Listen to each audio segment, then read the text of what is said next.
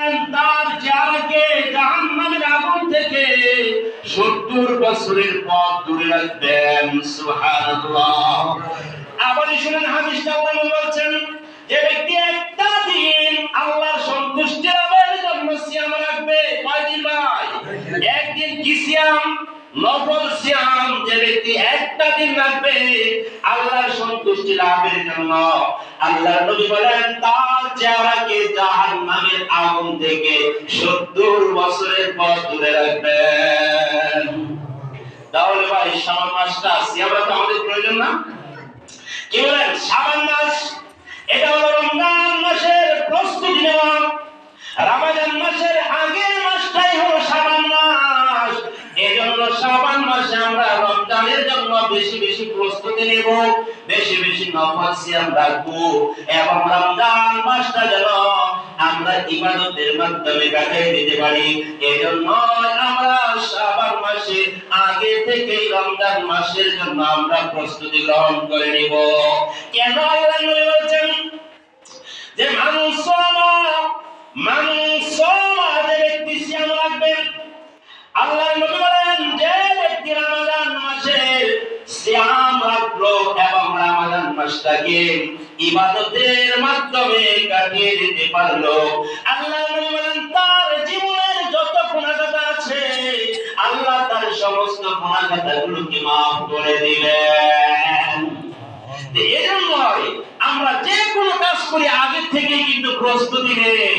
এজন্য আল্লাহর নবী রমজান মাসটাকে, পুরো রমজান মাসটাকে ইবাদতের মাধ্যমে কাটানোর জন্য আগে শাবান মাসে প্রস্তুতি নিয়ে নিতেন, যে রুজি রোজগার, টাকা পয়সা ইত্যাদি যাতে রমজান মাসে কাজের চাপ কম হয়।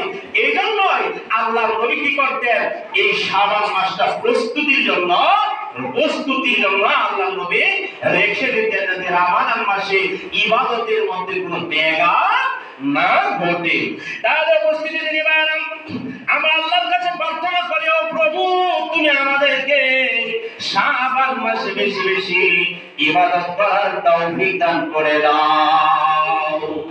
তাহলে আমরা শাবান মাসে কি করব ভাই? বেশি বেশি সিয়াম রাখবো। একেবারে 1 থেকে 15 তারিখ পর্যন্ত লাগাতার একবারে রেখে দেব। আর যদি না পারি আমরা ভেঙে ভেঙে রাখবো। ইনশাআল্লাহ আমরা রাজি আছি না সবাই? ইনশাআল্লাহ আল্লাহ আমাদেরকে সেই তৌফিক দান করুন। সকলে বলি আল্লাহুম্মা আমিন। সম্মানিত দিনীরা, সংক্ষিপ্ত আলোচনা করে আপনাদের সামনে এখন আসেন সাদাকা সম্পর্কে আমরা কিছু আলোচনা করি। আল্লাহর নবী সাল্লাল্লাহু আলাইহি ওয়াসাল্লাম আমাদের জন্য সব কিছু সুন্দর সুন্দর ভাবে বলে দিয়ে গেছেন। এখন আমরা যদি একটু পড়াশোনা করি আর একটু ভালো করে শুনি তাহলে আমাদের চলার পথটা সহজ হয়ে যাবে। সম্মানিত দিনী ভাইরা, আপনারা হয়তো অনেকেই চিন্তিত আছেন যে আমাদের জীবনে অনেক গুনাহগাতা করে ফেলেছি, জীবনে অনেক সালাত বাদ রেখেছি, অনেক সালাত পড়ি নাই, জীবনে অনেক সুদ খেয়েছি, জীবনে অনেক ব্যভিচার করেছি, জীবনে অনেক পাপ কাজ করেছি, প্রকাশ্যে অপ্রকাশ্যে, দিনে এবং রাত্রে। এখন কি আল্লাহ আমাদেরকে মাফ করবেন নাকি?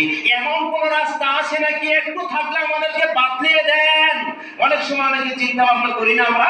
যেমন এক ব্যক্তি একজন আলেমের কাছে গেলেন, গিয়ে বললেন, ও আলেম, ও হুজুর, আমার জীবনে আমি 99টা খুন করে ফেলেছি। কয়টা খুন করেছে ভাই? 99টা খুন করে ফেলেছে বনি ইসরাইলের একজন লোক। তিনি বলছেন আমি 99টা খুন করে ফেলেছি, আমার কি ক্ষমার কোনো রাস্তা আছে নাকি?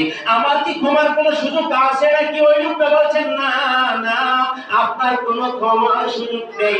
তাহলে ওই লোকটা বলছে, খুনি লোকটা বলছে, ক্ষমা যদি সুযোগ না থাকে তাহলে তোমাকেও শেষ করে দিলাম। কয়টা হলো ভাই?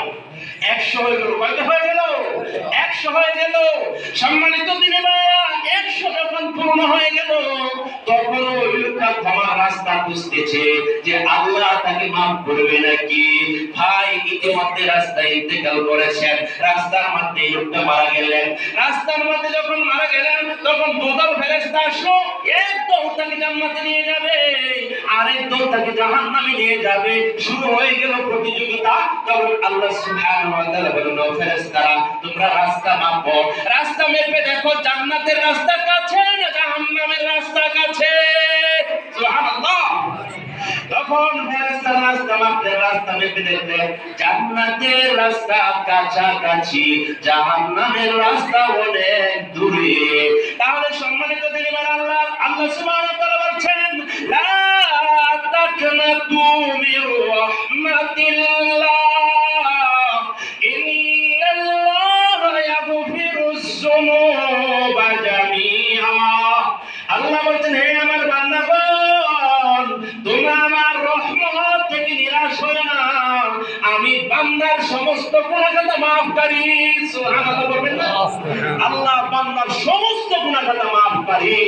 আল্লাহ বান্দার সমস্ত গুনাহগাতা কি করেন ভাই? মাফ করে দেন। সম্মানিত দিনী ভাইরা, আল্লাহ নবী বলেছেন, কুল্লু বানি আদম খাত্তাউন। পৃথিবীর বুকে সমস্ত আদম সন্তানই পাপী।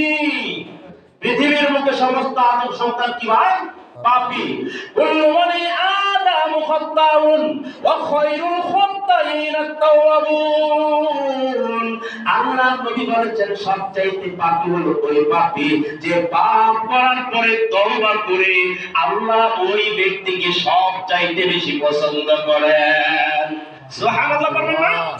তাহলে আল্লাহর নিকট সবচাইতে পছন্দনীয় ব্যক্তিকে যে পাপ কাজ করে, পাপ করার পরে আবার সঙ্গে সঙ্গে আল্লাহর কাছে তওবা করে, ওই ব্যক্তিটাই হলেন আল্লাহর নিকট সবচাইতে বেশি প্রিয় মানুষ, দামি মানুষ। আল্লাহ সুবহানাহু ওয়া তাআলা বলেন, আমার এই বান্দারা যদি আদম সন্তান যদি পাপ কাজ না করত, তাহলে আমি এই উম্মতটাকে ধ্বংস করে দিতাম।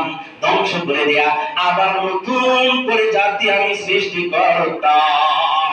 তাহলে সম্মানিত দিনী ভাইরা, তিরমিজি 170 পৃষ্ঠার হাদিস, আল্লাহ নবী বলছেন, আদম সন্তান নবী হলেও ভুল করবে, আদম সন্তান নবী হলেও পাপ কাজ করবে। তাহলে আমরা কি পাপী না ভাই? এরকম কেউ বলতে পারবে যে আমি পাপী না পৃথিবীর বুকে? বলতে পারবে কেউ? কোন মানুষ বলতে পারবে না পৃথিবীর বুকে যে আমি পাপী না। সম্মানিত দিনী ভাইরা, পাপ করে যদি আপনি আল্লাহর কাছে ক্ষমা চান, আপনি যদি তওবা করেন আল্লাহর কাছে, দেখেন আল্লাহর নবী কি বলেন। আল্লাহ রাসূল সাল্লাল্লাহু আলাইহি ওয়াসাল্লাম বলেন, কোন ব্যক্তি যদি পাপ কাজ করে, পাপ করার পরে যদি সে আল্লাহর কাছে তওবা করে, আল্লাহর নবী বলেন, এই শুনো শুনো, তুমি যদি তোমার একটা সন্তানকে হারিয়ে ফেলাও, তোমার একটা সন্তান যদি তোমার কাছ থেকে হারিয়ে যায়, আবার যদি 10 বছর অথবা 20 বছর পরে ওই সন্তানকে যদি তুমি ফেরত পাও, তাহলে তুমি মা, তুমি পিতা কেমন খুশি হয়ে বা। আল্লাহর নবী বলেন, বান্দা যখন পাপ কাজ করে, পাপ করার পরে তওবা করে, মা যেমন সন্তানকে পেয়ে যেমন খুশি হয়ে যায়, মা যেমন তার হারানো সন্তানকে পেয়ে খুশি হয়ে যায়, আল্লাহ তার বান্দার প্রতি এর চাইতে বেশি আরো খুশি হয়ে যায়। আল্লাহ তার বান্দার প্রতি এর চাইতে বেশি কি হয়ে যায়? খুশি হয়ে যায়। তাইলে মসজিদে এমন কেউ আছেন, হাত তুলে দেখান তো আমি পাপী না? দেখাতে পারবেন কেউ? কেউ দেখাতে পারবেন না যে আমি পাপী না। তাহলে সবাই কি আমরা পাপী, গুনাহগার না? যেমন আমাদের পিতাকে আদম আলাইহিস সালাম, আল্লাহ বলে, আদম তুমি আর এই জান্নাতে থাকো, বসবাস করো, কিন্তু এই গাছের নিকট যাইও না। শয়তান তাকে কুমন্ত্রণা দিলেন, পরিচিত করলেন, সে ওই ভুলে গেলেন, ভুলে গিয়ে গাছের নিকটে চলে গেলেন, পথভ্রষ্ট হয়ে গেলেন।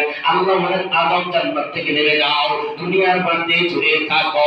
দুনিয়াতে ঘোরাফেরা করলেন, তওবা করলেন। তারপরে আল্লাহ সুবহানাহু ওয়া তাআলা আদম আলাইহিস সালামকে আবার মাফ করে দিলেন। তাহলে আমরা তো সেই আদমেরই সন্তান, তাই না? আমরা সেই আদমেরই সন্তান।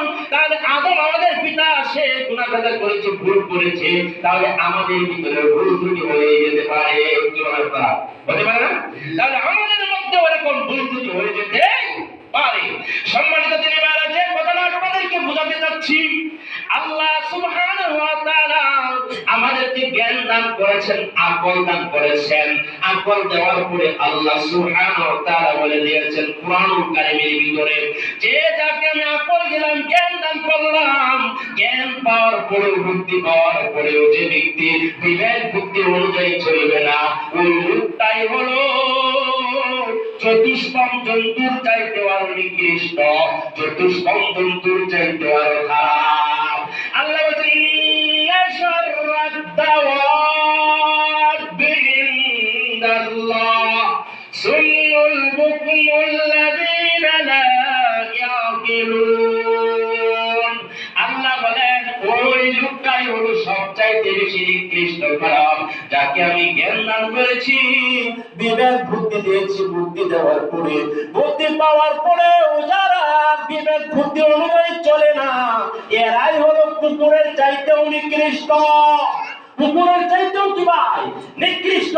অথচ আল্লাহ বলছেন সূরা ৩ এর ভিতরে লাকাদ খালাকনাল ইনসানা ফি আহসানি তাকওয়িম।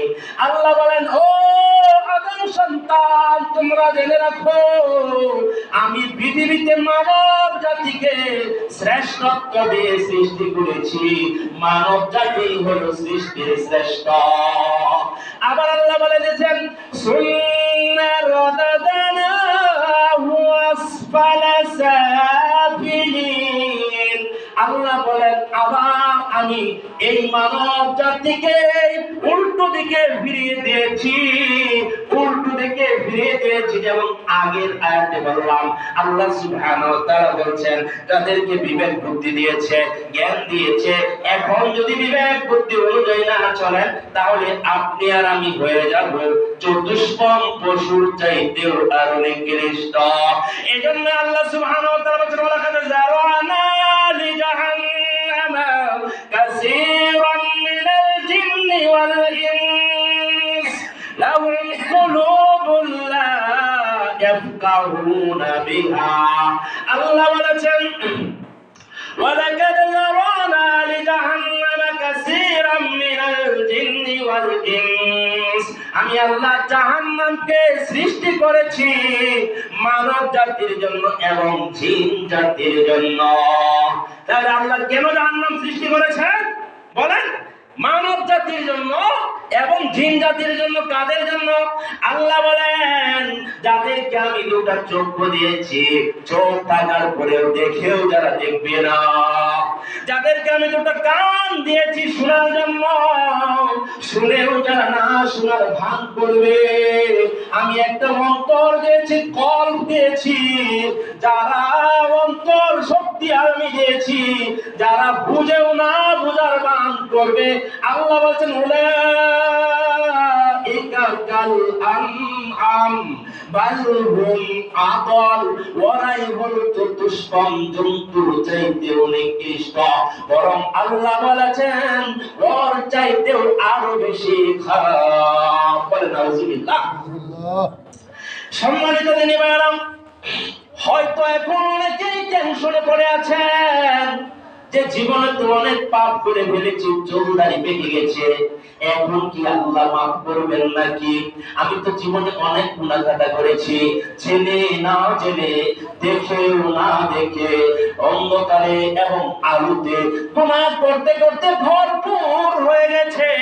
যেমন আমি একজন মুরব্বী মানুষকে বলেছিলাম, মুরব্বী চলেন আপনাকে কিন্তু শিখাই, তাবলীগে নিয়ে যাই। মুরব্বী আমাকে উত্তর দিলেন, বাবা রে, জীবনে এমন পাপ কাজ করেছি, এখন তো আর সময় নেই, এখন কি আল্লাহ আমাকে মাফ করবেন নাকি? বাবা আর যাওয়া যাবে না, আর আমি যাব না। আমি লোকটাকে বোঝালাম, মুরব্বী চলেন, আপনি যদি তওবা করতে পারেন, হতে পারে আল্লাহ আপনাকে 60 বছরের গুনাহ, 70 বছরের গুনাহ আল্লাহ মাফ করে দিবেন। আপনাদের ভিতরে তো এরকম, আমাদের ভিতরে তো এরকম কেউ আমরা চিন্তা ভাবনা করি না যে 60 বছর হয়ে গেল সালাত পড়লাম না, 60 বছর হয়ে গেল সুদ খেলাম, এখন এই পাপ আল্লাহ কিভাবে মাফ করবেন? আপনারা কি শুনতে চান না? কি আপনারা কি শুনতে চান? এই পাপ যে আল্লাহ মিলিশে একেবারে ফিনিশ করে দেন, আগুন দিয়ে পুড়িয়ে জ্বালিয়ে ছাই করে দেন এই পাপগুলোকে। একটা আমল আছে পৃথিবীর বুকে, পাওয়ারফুল আমল, যে এই আমলের তুলনা পৃথিবীর বুকে আর হয় না। এটা এমনই একটা আমল, এটা এমনই একটা নেকির কাজ, আল্লাহ এটা ব্যবস্থা করে রেখে দিয়েছেন একমাত্র এই আদম সন্তানের জন্য। মুহাম্মদ সাল্লাল্লাহু আলাইহি সাল্লামের উম্মতের জন্য আল্লাহ এটা ব্যবস্থা করে রেখে দিয়েছেন। সুবহানাল্লাহ।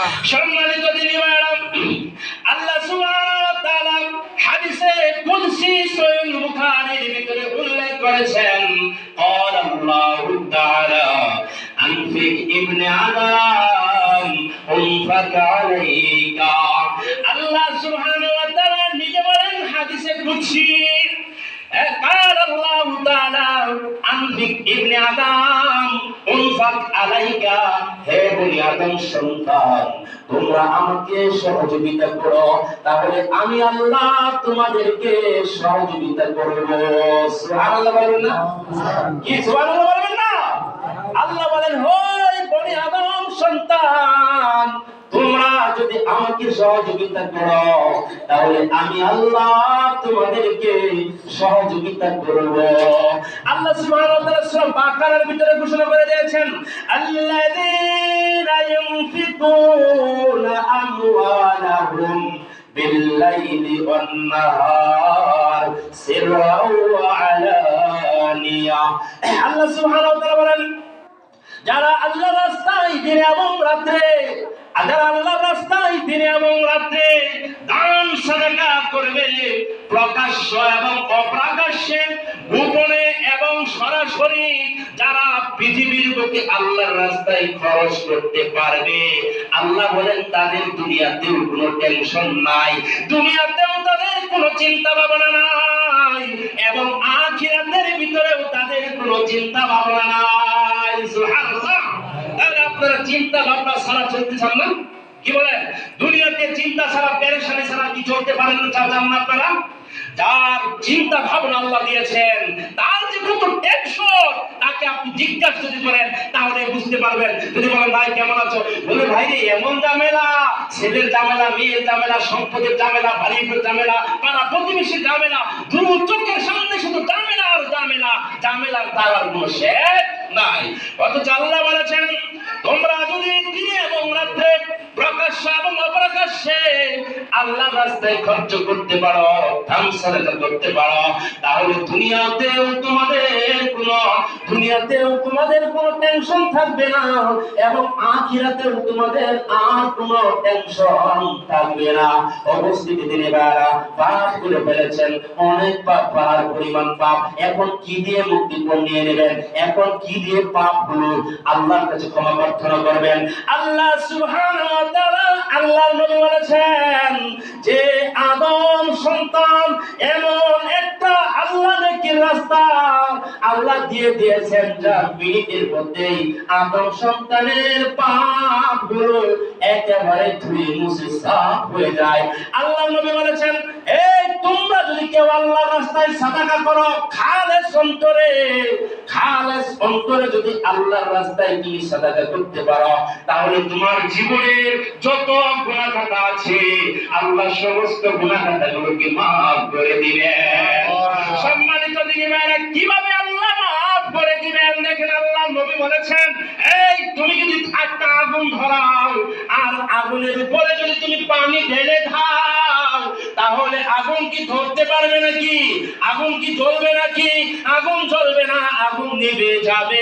আল্লাহর নবী বলেছেন, দান সাদাকা এমন একটা পাওয়ারফুল ইবাদত যে এই দান করার কারণে তোমার জীবনের যত গুনাহ খাতা আছে আল্লাহ সমস্ত গুনাহ খাতাগুলোকে maaf করে দিবেন। সুবহানাল্লাহ। আল্লাহ নিজে কি করে দিবেন? ভাই maaf করে দিবেন। কিভাবে maaf করবেন? যেমন আগুন এর উপরে যদি আপনি পানি ঢেলে দেন, তাহলে আগুন আর টিকাতে পারবে না। এমনই ভাবে আল্লাহ আপনাকে ধুয়ে মুছে কি করে দিবেন? ভাই একেবারে সাফ করে দিবেন। সম্মানিত দিনী ভাইরা, অনেকে টেনশন করতে পারেন, চিন্তা ভাবনা করতে পারেন, আমাদের কাছে তো এত টাকা পয়সা নেই, কি দিয়ে আমরা দান করব?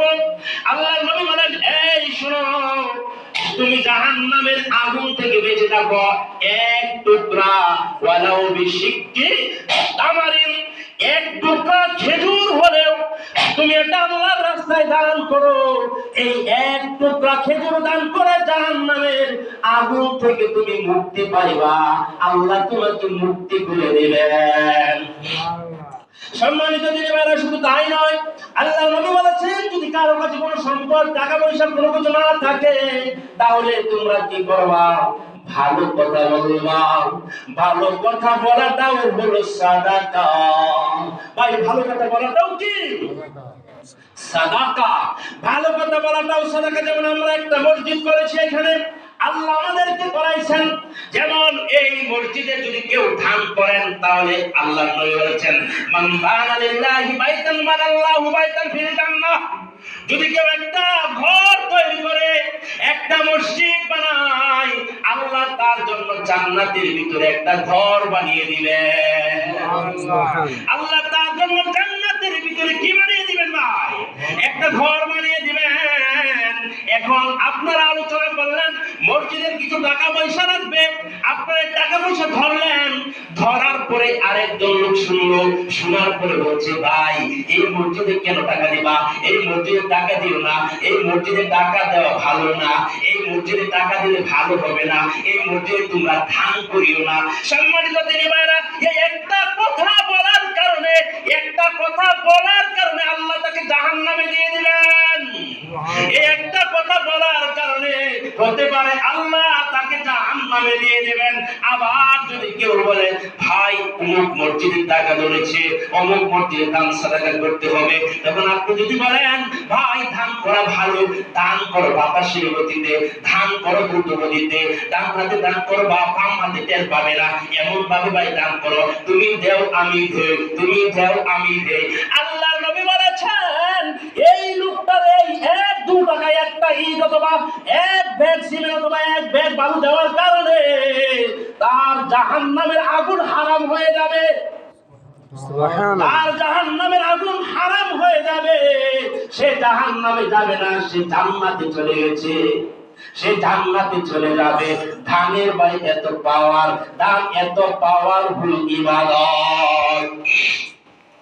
সম্মানিত দিনী ভাইরা, আপনাদেরকে আরেকটা হাদিস শোনাই, তাহলে আপনাদের আরো বুঝে এসে যাবে। আপনারা সবাই তো ধনী মানুষ, ধনী মানুষ না? না গরিব মানুষ, কি বলেন আপনারা? আপনারা ধনী না গরিব পায়রা? ধনী মানুষ আমরা, তাই না? আপনারা কি ঘুমাচ্ছেন? ঘুমাচ্ছেন নাকি? তাহলে মাথা নিচের দিকে কেন? 3 মাথা একত্রিত করে বসে কারা বলেন তো? বৃদ্ধ মানুষ, তাই না?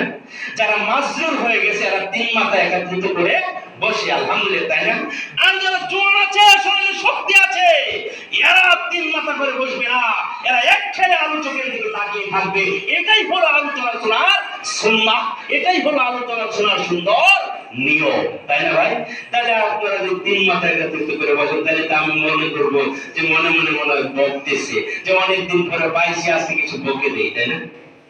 মনে মনে এটা বলতে পারি না ভাই। মনে মনে বলা ভালো না, আপনারা একটু তাকিয়ে থাকেন, এই তো প্রায় সময় শেষ করে দিব আমি ইনশাআল্লাহ। আমি তো আপনাদের প্রতিক্রিয়া এত ভালো করে বলতেও পারি না, ওই আজকে একটু ভাঙাচোরা ভাবে কিছু আপনাদেরকে শোনায় যায় এবং আপনাদের কাছে কিছু দোয়া নেই। আপনারা তো মনে মনে ভাবেন অনেকে অনেক পাপিষ্ট হয়ে গেছে, এই জন্য আপনাদের কাছে আসলাম একটু গুনাহ মাফের জন্য, আপনাদের কাছে একটু দোয়া নেওয়ার জন্য। তাহলে আপনারা একটু মাফ করবেন না আমাকে ইনশাআল্লাহ? একটু ক্ষমা করবেন না সবাই আমাকে? আমার জন্য কি একটু দোয়া করবেন না ইনশাআল্লাহ? আমি আপনাদের জন্য দোয়া করি, আপনাদের জন্য ক্ষমা ভিক্ষা করি আল্লাহর কাছে। আল্লাহ আপনাদের সবাইকে ক্ষমা করে দেয়, সকলে বলি আল্লাহুম্মা আমিন। সম্মানিত দিনী ভাইরা, বনি ইসরাঈলের 3টা লোক ছিলেন। তারা যখন রাস্তা দিয়ে হেঁটে যাচ্ছিলেন, রাস্তা দিয়ে হাঁটার সময় বৃষ্টি আসছিল। বৃষ্টি আসার পরে তারা একটা গর্তের ভিতরে ঢুকে গেলেন। যখনই গর্তের ভিতরে ঢুকে গেলেন, একটা পাথর এসে গর্তের মুখটা বন্ধ করে দিলেন। কেমন হয়ে গেল ভাই? খুব কঠিন হয়ে গেল, তাই না? সম্মানিত দিনী ভাইরা, এখন 3টা লোক বলছে, আল্লাহর কাছ থেকে একমাত্র মুক্তি নেওয়া যাবে কিভাবে? কার কি ভালো কাজ আছে দুনিয়ার ভিতরে, এই ভালো কাজের মাধ্যমে আজকে আমরা আল্লাহর কাছে উছিলা যাইব। ভালো কাজের মাধ্যমে আমরা আজকে আল্লাহর কাছ থেকে ক্ষমা চাইব, এই গর্ত থেকে আমরা বেঁচে যাব। 3 ভাই এখন পরামর্শ করে, কার কি ভালো কাজ আছে একটু প্রকাশ করি, একটু বলি। হ্যাঁ, আপনাদেরকে একটা শোনাই, তারপর আরেকটা হাদিস নিয়ে যাব। একজন লোক বলছে, ভাই আমি বকরি চড়াইতাম, আর আমার একটা বৃদ্ধ পিতামাতা ছিল, খুবই বৃদ্ধ। ভাই আমি ভক্তি চলাইতাম আর ধূপ দহন করতাম, আর ওই ধূপটা আমি আমার পিতামাতাকে পান করাইতাম। একদিন বাড়িতে দৌড় করে আসতে আসতে একটু দেরি হয়ে গেল। বাড়িতে এসে দেখি আমার পিতামাতা ঘুমিয়ে গেছে। আমি এমন একটা লোক দুধের গ্লাসটা হাতে নিয়ে বাপের কাছে মায়ের কাছে দাঁড়িয়ে আছি। বাপ আর মাকে ডাকতেও পারছি না, যদি ডাকি তাদেরকে হয়তো ঘুম থেকে ব্যাঘাত করতে পারে, তারা কষ্ট পেতে পারে। কেন আমার আল্লাহ বলছেন তুমি তোমার পিতা মাতার মাধ্যমে উফ শব্দটিও পেও না, তোমার পিতা মাতা তোমার মাধ্যমে যেন উফ শব্দটা না বলে তুমি এমন কোনো কাজ করিও না। উফিওয়ালা তানহার হুমা, আল্লাহ বলেছেন এমন কাজ তুমি করিও না যে কাজে তোমার পিতা মাতা কষ্ট পাবে, এমন তুমি কাজ করিও না, এমন কাজটা তুমি করিও না। ওই লোকটা দুধের গ্লাসটা হাতে নিয়ে রাত্রি ভর দাঁড়িয়ে আছে, আর তার বাচ্চাগুলো, তার ছেলে মেয়েগুলো তার পায়ের কাছে বসে বসে কান্নাকাটি করতেছে আর বলছে দুধ দাও দুধ দাও। দেখেন কেমন প্রসন্ন বাবা, পিতা মাতাকে দুধ পান করানো সারা তার সন্তানকে দুধ পান করানোটা সে অপছন্দ মনে করলেন, দুধ আর দিলেন না। যখনই জাগ্রত হলো তখনই পিতা মাতাকে দুধটা পান করালেন। আল্লাহু আকবার। সম্মানিত দিনী ভাইরা, গর্তের ভিতরে যেদিন আটকে ছিল ওই লোকটা, তখন আল্লাহকে বলল আল্লাহ তুমি তো সাক্ষ্য আছো, তুমি তো জানো আমার বৃদ্ধ পিতা মাতা ছিল আর আমি ধূপ দৌড়ন করতাম। একদিনে আসতে আসতে দেরি হয়ে গেছে, এসে দেখি ঘুমিয়ে পড়েছে আমার পিতা মাতা। সারা রাত দুধের গ্লাস হাতে নিয়ে তাদের শিহরে দাঁড়িয়েছিলাম। আল্লাহ এই কাজটা যদি তোমার সন্তুষ্টির জন্য করে থাকি, তাহলে গর্তের মুখ থেকে পাথরটা একটু সরিয়ে দাও। কথা বলতে দেরি, পাথর সরতে দেরি নয়, সঙ্গে সঙ্গে আল্লাহ পাথরটা সরিয়ে দিলেন। তাহলে দান করলে, সাদাকা করলে আল্লাহ বিপদ আপদ বালা মুসিবত থেকে বাঁচিয়ে রাখেন। কি থেকে বাঁচান বলেন তো কি? বিপদ আপদ বালা মুসিবত থেকে কি করলেন? দান করলে আল্লাহ বাঁচিয়ে রাখেন। সম্মানিত দিনী ভাইরা, আরেকটা উদাহরণ পেশ করি, তাহলে আপনাদের বোঝা আরো সহজ হয়ে যাবে। বানি ইসরায়েলের তিনটা লোক ছিল। একটা লোকের ছিল টাক মাথা, আরেকটা লোক ছিল কুষ্ঠরোগী, আরেকটা ছিল অন্ধ মানুষ। আপনারা শুনেন না হাদিসটা? আবারই শোনাই আপনাদেরকে। কুষ্ঠ রোগীর কাছে আল্লাহ একটা ফেরেশতাকে পাঠিয়ে দিলেন তিনজন লোকের কাছে, যাও আমার বান্দাদেরকে পরীক্ষা করো। কুষ্ঠ রোগীর কাছে গেলেন, গিয়ে বললেন ভাই কি চাও? সে বলতেছে ভাই আমার শরীরে অনেক কুষ্ঠ রোগ, আমাকে মানুষ দেখলে ঘৃণা করে, আমাকে মানুষ দেখলে ভালোবাসে না। ভাই আমার এই শরীর থেকে যদি এটা দূর করে দিত তাহলে আলহামদুলিল্লাহ আমি অনেক খুশি হয়ে যেতাম। ফেরেশতা এই কথা শোনার পরে বললেন ঠিক আছে, তাহলে আল্লাহ তোমার এই রোগ ভালো করে দিলেন। ফেরেশতা তার শরীরে হাতটা বুলিয়ে দিলেন, তার সমস্ত কুষ্ঠ রোগগুলো ভালো হয়ে গেল আলহামদুলিল্লাহ। এখন ফেরেশতা বললেন ভাই কি চাও? বললেন ভাই আমি একটা গাভীর উট চাই। মানুষের জীবনে অনেক কিছু রাখার পরিকল্পনা থাকে, অনেক কিছু রাখার স্বাদ জাগে, অনেক কিছু করার স্বাদ জাগে না ভাই, অনেক কিছু করার স্বাদ জাগে। সে বলল আমি একটা উট চাই। ফেরেশতাটাকে একটা গাভীর উট দান করলেন, গাভীর উট নিয়ে এসে চলে গেল। তারপরে চলে গেলেন ভাই ডাক মাথাওয়ালার কাছে গিয়ে বললেন ও ভাই তুমি কি চাও? এখন সে বলছে ভাই আমার মাথার মধ্যে টাক, মানুষ দেখলে আমাকে টাকলা বলে। কি বলে? টাকলা বলে, তাই না ভাই? টাকলা বলে মানুষ দেখলে আমাকে ঘৃণা করে। বলছে ভাই আমাকে যদি এই টাকলা থেকে যদি মুক্ত দিত আল্লাহ, তাহলে আমি সব চাইতে বেশি খুশি হয়ে যেতাম। ফেরেশতা তার মাথার মধ্যে হাত বুলিয়ে দিলেন, সমস্ত সঙ্গে সঙ্গে টাকা দূর হয়ে গেল, মাথার মধ্যে চুল হয়ে গেল। আলহামদুলিল্লাহ। এখন ফেরেশতা বলছে এখন কি চাও? তখন সে বলছে আমাকে একটা গরু দাও। কি দাও? একটা গরু দাও। তখন ফেরেশতা তাকে একটা গরু দান করলেন, একটা গরু দিয়ে দিলেন, 5 গরু দিয়ে দিলেন। এখন চলে গেলেন অন্ধের কাছে। অন্ধের কাছে গিয়ে বললেন, ও ভাই তুমি কি চাও?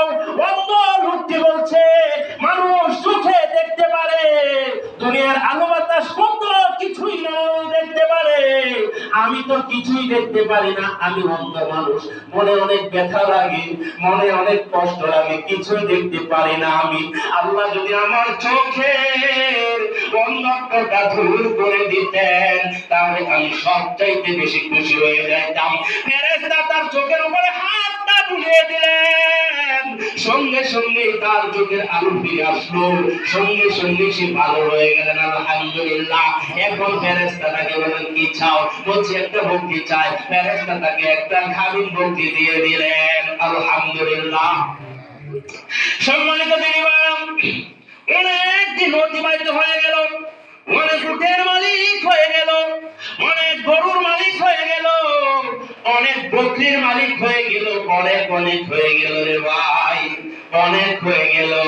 দেখেন না একজন মুফাসসির কেরাম করতেন, সকালবেলার ধনীরে তুই ফকির, সন্ধ্যাবেলা বিকাল বেলার ধনীরে তুই ফকির, ফকির সকাল বেলা।